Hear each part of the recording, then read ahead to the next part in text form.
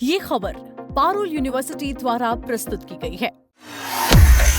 क्या अमेरिका को छोड़कर अब चीन ने अपना नया नंबर 1 दुश्मन चुन लिया है? क्या अब जापान चीन का नंबर 1 दुश्मन बन रहा है? ये हम नहीं कह रहे, बल्कि चीन के अंदर से आ रही रिपोर्ट्स और वहां के जो अखबार हैं, यानी सरकारी अखबार के पन्ने चिल्ला चिल्ला कर इस बात की गवाही दे रहे हैं। लेकिन सवाल उठता है कि आखिर क्यों जापान चीन का नंबर 1 दुश्मन बन रहा है? बीबीसी की एक रिपोर्ट के मुताबिक कम्युनिस्ट पार्टी सीसीपी का एक आधिकारिक न्यूज़पेपर है पीपल्स डेली। इस अखबार में जो छपता है, समझिए वही चीन सरकार की असली नीति है। इस अखबार में दरअसल अंतर्राष्ट्रीय मामलों का एक बहुत ही मशहूर कॉलम छपता है जिसका नाम है जोंगशंग, जिसका मतलब होता है वॉइस ऑफ चाइना, यानी कि चीन की आवाज। सालों से इस कॉलम का सिर्फ एक काम रहा है, अमेरिका की धज्जियां उड़ाना। लेकिन अक्टूबर 2025 के बाद से इस अखबार का पूरा जो मूड है वो बदल गया। अब अमेरिका को छोड़कर इस कॉलम ने अपने निशाने पर जापान को ले लिया है। अब आप ये सोच रहे होंगे कि जापान से ऐसी क्या दुश्मनी हो गई? तो बीबीसी की रिपोर्ट के मुताबिक इसकी दो बहुत बड़ी वजह हैं। अगर हम पहली वजह की बात करें तो वह है जापान की नई लीडरशिप। अक्टूबर 2025 में जापान की कमान एक राइट विंग नेता सनाई तकाइची के हाथों में आई। पीएम बनते ही तकाइची ने जापान की सेना को मजबूत करने और आक्रामक रुख अपनाने की बात शुरू कर दी। बस यहीं से चीन के पुराने जख्म और ऐतिहासिक नाराजगी फिर से हरी हो गई। चीन की कम्युनिस्ट पार्टी को भी एक मौका मिल गया कि वो अपने देश की जनता का ध्यान घरेलू दिक्कतों से हटाकर बाहर के एक पुराने दुश्मन यानी जापान की तरफ मोड़ दे। दूसरी वजह की बात करें तो अमेरिका के साथ सुधरते रिश्ते। साल 2025 में अमेरिका और चीन के बीच भयंकर टैरिफ वॉर यानी व्यापारिक जंग चली, लेकिन उसके बाद दोनों देश अपने रिश्तों को यहां पर थोड़ा शांत और स्थिर करने की कोशिश में जुटते हुए नजर आए। नतीजा हुआ कि चीन ने अमेरिका पर जुबानी हमले कम कर दिए और अपना पूरा गुस्सा जापान पर निकालना शुरू कर दिया। वहीं एक और जो मुख्य कारण है वो है भारत, अमेरिका, ऑस्ट्रेलिया के साथ मिलकर जापान का क्वाड में सक्रिय रहना। दरअसल चीन की विस्तारवाद नीतियों में सबसे बड़ा रोड़ा है। चीन इस गठबंधन को अपने खिलाफ एक घेराबंदी के तौर पर देखता है। अब इसे कुछ आंकड़ों से समझते हैं। सनाई तकाइची के प्रधानमंत्री बनने के बाद से चीन के सरकारी कॉलम जोंगशंग ने जापान के खिलाफ एक के बाद एक 27 बेहद आक्रामक लेख छापे, जबकि इसी दौरान अगर अमेरिका की बात करें तो अमेरिका पर सिर्फ 11 ऐसे लेख लिखे गए जिनका रुख मिला जुला था। अमेरिका की तीखी आलोचना करने वाले सिर्फ 2 लेख थे।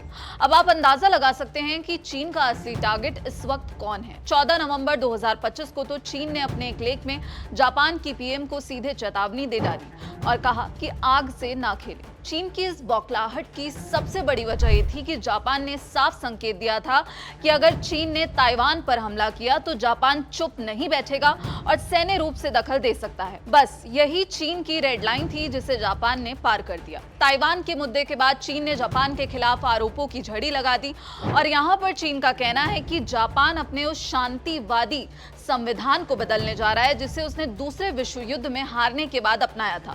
चीन आरोप लगा रहा है कि जापान में सैन्यवाद की वापसी हो रही है। जापान दुनिया के सामने अपने पुराने युद्ध अपराधों के इतिहास को तोड़ मरोड़ कर पेश कर रहा है। सिर्फ इतना ही नहीं, चीन ने जापान पर परमाणु महत्वाकांक्षाएं रखने, फिलीपींस के साथ मिलकर साजिश रचने और हथियारों के निर्यात के नियमों को ढीला करने जैसे खतरनाक आरोप भी लगाए।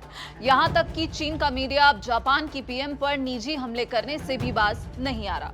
लेकिन क्या जापान इन आरोपों से डर गया है? बिल्कुल नहीं। मई में हुई शंग्रीला सुरक्षा सम्मेलन में जापान के रक्षा मंत्री शिंजिरो कोइजुमी ने चीन को करारा जवाब दिया।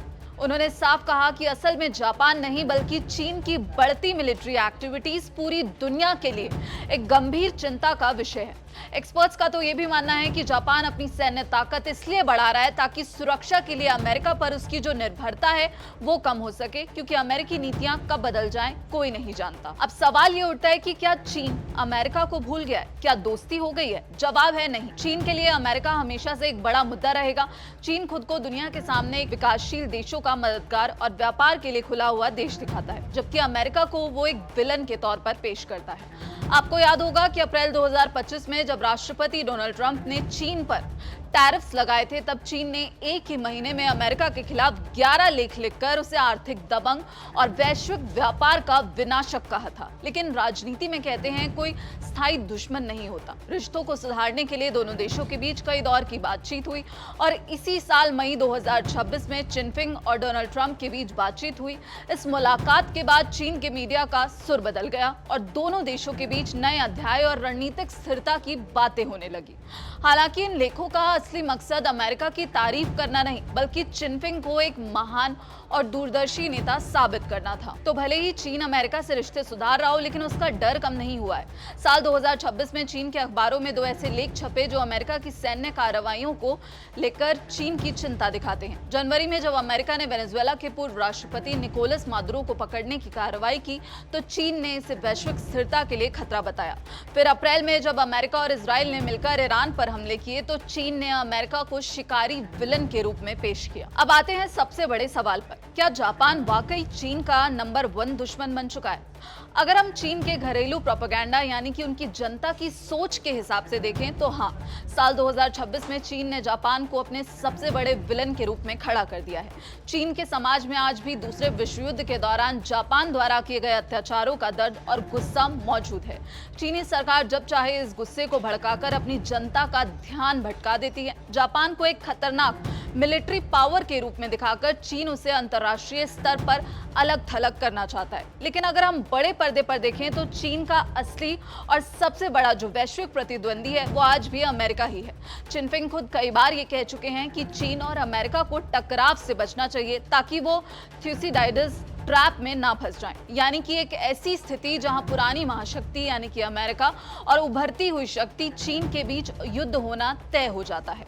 अमेरिका चीन का ग्लोबल दुश्मन है जिससे वो सीधे टकराने से बच रहा है, लेकिन जापान उसका क्षेत्रीय यानी कि पड़ोस का वो दुश्मन है जो अगर मजबूत हुआ तो चीन के लिए ताइवान को जीतना नामुमकिन हो जाएगा।